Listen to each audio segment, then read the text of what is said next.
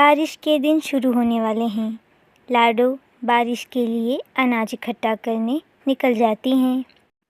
लाडो को देख मीनू मौसी लाडो को आवाज़ लगाती हैं। लाडो, अरे ओ लाडो, कहाँ जा रही हो तुम? रुको। लाडो मीनू मौसी के पास चली जाती हैं। मीनू मौसी, मैं बारिश के लिए अनाज इकट्ठा करने जा रही हूँ।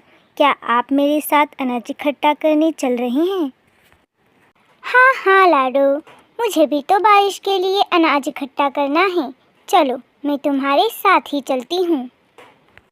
लाडो और मीनू मौसी दोनों अनाज इकट्ठा करने चले जाते हैं। मीनू मौसी, वो देखो गोरी, क्या हम गोरी को भी अपने साथ ले लें? उसे भी तो बारिश के लिए अनाज इकट्ठा करना होगा। दोनों गोरी कवि के पास आ जाते हैं। गोरी बड़े आराम से सो रही होती हैं। लाडो उसे आवाज़ लगाती हैं। गोरी, ओ गोरी। लाडो की आवाज़ सुनकर भी गोरी नहीं उठती हैं। अरे लाडो, तुम रुको, इसे तो मैं जगाती हूँ। मीनू मौसी चिल्लाने ही वाली थी कि गोरी उठकर खड़ी हो जाती हैं। हाँ मीनू मौसी, लाडो बहन, आप दोनों को क्या काम है? मैं बड़े मज़े से सो रही थी, आपने मुझे जगा दिया। गोरी, हम बारिश के लिए अनाज इकट्ठा करने जा रहे हैं। क्या तुम हमारे साथ चल रही हो? नहीं नहीं लाडो, मैं तुम्हारे साथ अनाज लेने नहीं आ रही हूँ। आज तो मैं आराम करूँगी, और वैसे भी कौन सा बारिश आज ही आने वाली है।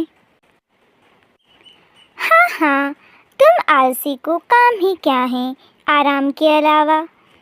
और लाडो, तुम्हें क्या ज़रूरत है इस आलसी को अनाज के लिए बोलने की? फोकट ही अपना समय बर्बाद किया।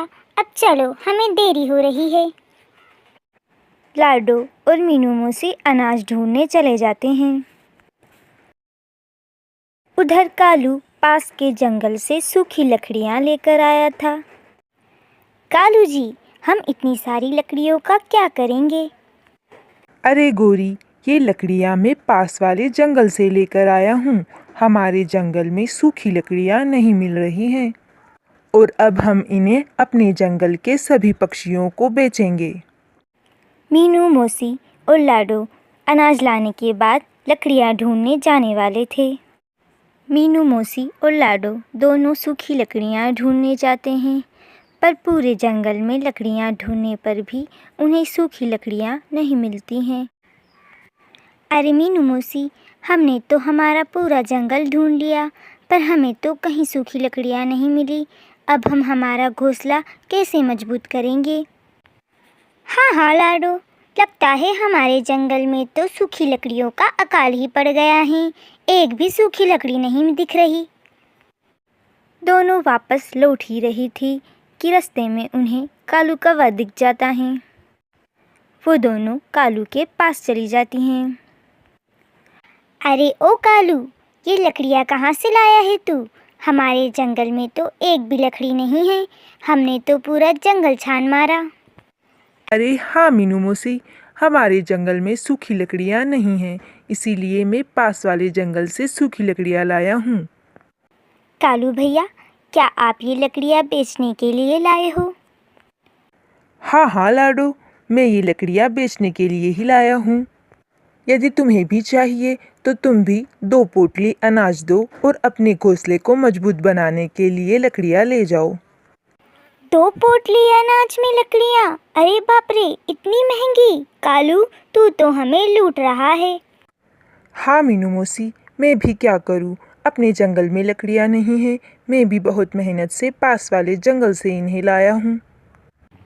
कालू भैया, फिर भी 2 पोटली अनाज में ये लकड़ियाँ बहुत महंगी हैं। लाडो, मीनू मौसी, वो सब मैं नहीं जानता।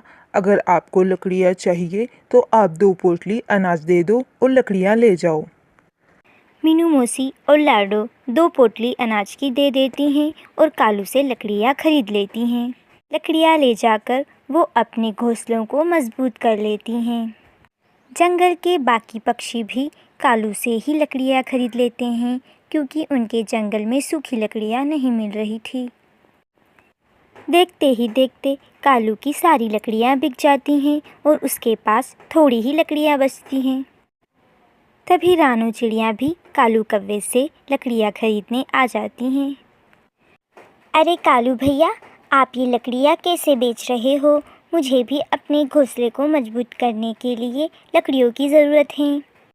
पर रानू, हमारे पास तो अब थोड़ी सी ही लकड़ियाँ बची है और इससे तो हमें हमारे घोंसले को भी मजबूत करना है। तभी गोरी कौवी बीच में बोल पड़ती हैं। अरे कालू जी, आप ये लकड़ियाँ रानू को बेच दो। वैसे भी कौन सी बारिश आज ही आने वाली है।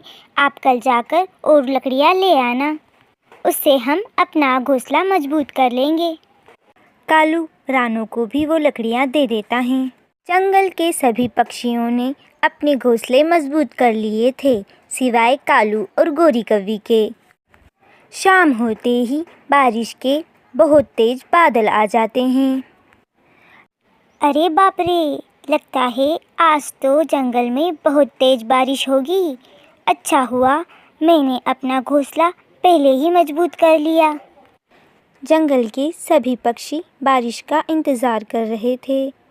कुछ देर बाद बहुत तेज बारिश होने लगती है। बारिश की वजह से कालू और गोरी का घोंसला टूट जाता है।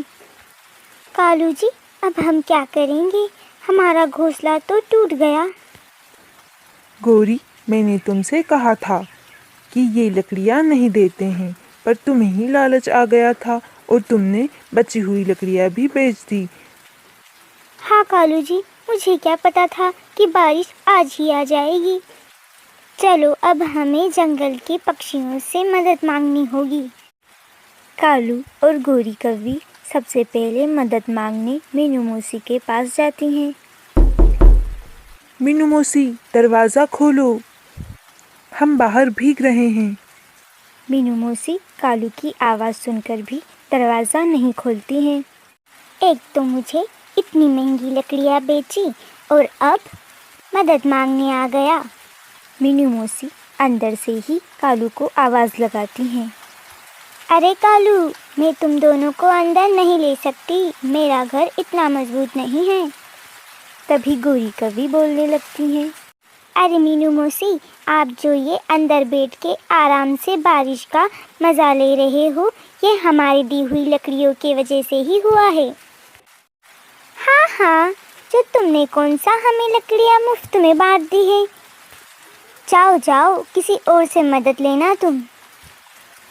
कालू और गोरी कौवी वहाँ से चले जाते हैं। कालू और गोरी कौवी अब मदद मांगने के लिए लाडो चिड़िया के पास जाते हैं। लाडो, अरे ओ लाडो, दरवाज़ा खोलो, मैं हूँ कालू। कालू की आवाज़ सुनकर लाडो दरवाज़ा खोल देती हैं। कालू और गोरी कौवी घर के अंदर आ जाते हैं। कालू भैया, आप दोनों बाहर क्या कर रहे थे इतनी बारिश में? लाडो, हमने हमारा घोंसला मजबूत नहीं किया था और हमारा घोंसला पानी से टूट गया, इसलिए हम तुमसे मदद मांगने आए हैं। क्या सुबह तक तुम हमारी मदद कर सकती हो? तुमसे पहले हम मीनू मौसी के यहाँ भी गए थे मदद मांगने, पर उन्होंने दरवाज़ा नहीं खोला।